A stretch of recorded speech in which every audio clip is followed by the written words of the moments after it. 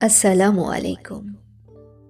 Road two সাকসেসের ষষ্ঠ নির্দেশিকা হল কর্মশক্তির যথার্থ প্রয়োগ। আপনার ক্ষুদ্র জীবনে চলার পথে আপনার সামনে হাজারো বাধা বিপত্তি আসবে। ব্যর্থতা আপনাকে মুখ থুবড়ে পড়ে যেতে বাধ্য করবে, কিন্তু একটা বিষয় সবসময় মনে রাখবেন, যতটা বাধার সম্মুখীন হবেন এবং তা উতরে যাবেন, ততটা শিক্ষা আপনার অভিজ্ঞতার ঝুলিতে জমা হবে।